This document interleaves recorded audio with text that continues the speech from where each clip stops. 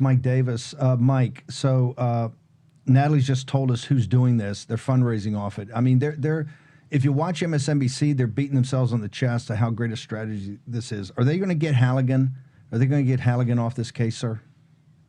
Well, even if they have some Democrat-appointed judge temporarily get her off this case, it will get appealed up through the appellate system to the Supreme Court. And I think the Supreme Court is going to side with the Trump Justice Department on this. She was appointed based upon a statute giving her a 120-day appointment. And then the Attorney General, Pam Bondi, also made Halligan a special attorney to the Attorney General. So she has full authority to do what she's doing.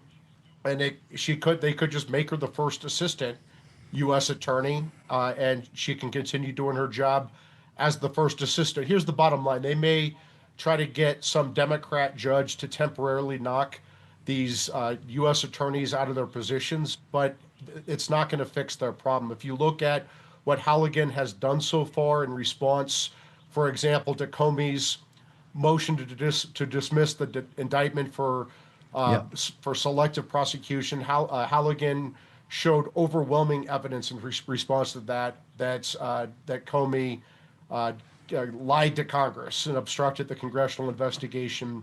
She just put out more evidence today when Comey asked for a bill of particulars. This evidence is very damning against James Comey, and I can see why these Democrat activists are running to these Democrat judges to try to get rid of Halligan. But they're also trying, I want to make sure the audience understands that these filings are solid.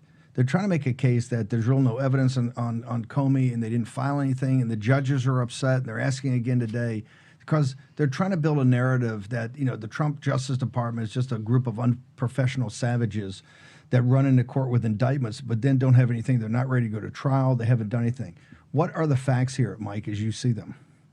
But the facts are that Lindsay Halligan, working with Kash Patel and Dan Bongino and Senator Chuck Grassley's office, have unearthed tremendous evidence of guilt against James Comey for lying about the Russian collusion hoax, Crossfire Hurricane, lying about these ongoing investigations, obstructing congressional investigations. Lindsay has shown the receipts, and she's doing it the appropriate way. It's Comey who's inviting this. He's filing the motion to dismiss the indictment, the motion for a bill of particulars.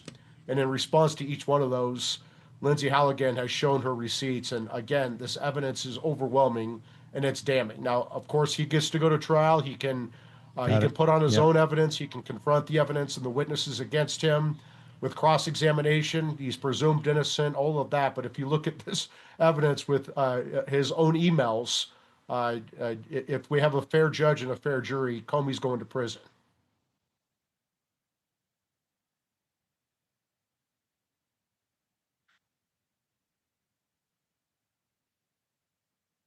How long on Halligan?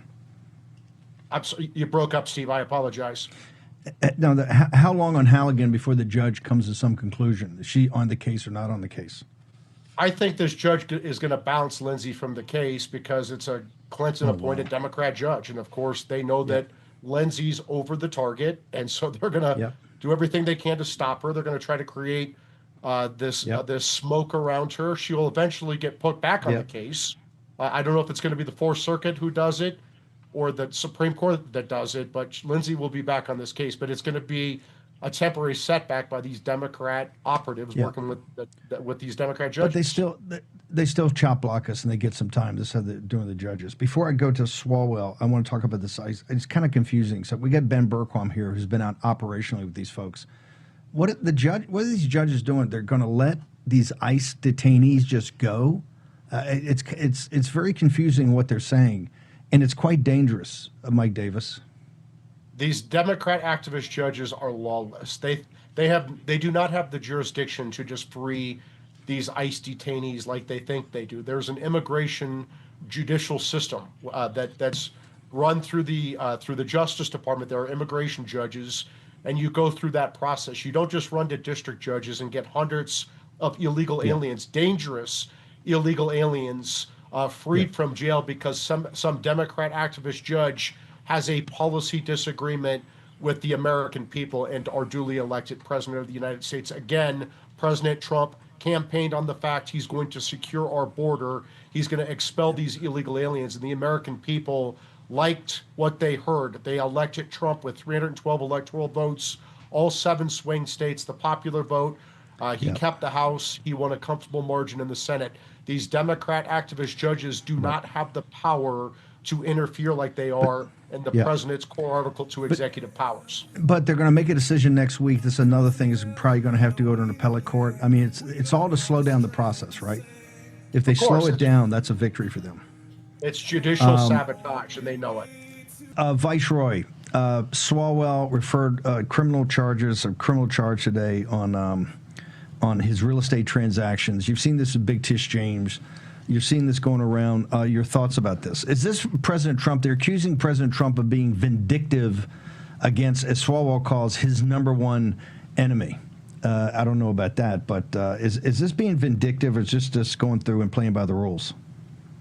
Well, I mean, I think people like Eric Swalwell told us that nobody's above the law. So if he violated federal law with mortgage fraud, then he should be held accountable for it. But we'll see. It smells pretty bad right now for Eric Swalwell, and we'll see what the evidence shows in this particular case. But you can't lie in your mortgage applications to get a more favorable interest rates if it's not your primary residence. This is where they got President Trump on the bizarre theory of like different interest rates for banks. Fang was 2015. Is that still, are we beyond the statute of limitations on his treasonous activity with the Chinese honeypot, sir? Well, it depends on the crime. I mean, the general statute of limitations is 5 years. If you've committed a federal felony, it could be more if you're dealing with espionage. But if there's an ongoing conspiracy, if you're covering up your conspiracy, that continues the conspiracy. So, if again, Eric Swalwell was pretty adamant that nobody was above the law during 4 years of Biden's lawfare against Trump, his top aides, his allies, and his supporters. So it sounds like that the same would be true of Swalwell. Speaking of conspiracy, and you should know, MSNBC every day, they're keeping a chart. So when you get another Swalwell, they go, oh, this is like the 5th of President Trump's enemies that he's going after. Speaking of conspiracies, South Florida, I know that you can't, and we should not, and we don't want the details, but do you have a sense directionally, like where we're headed, sir? Jason Redding Quinones is a very good friend of mine. He is a Cuban refugee kid. His family escaped Cuba. His family escapes politicized and weaponized intel agencies and law enforcement.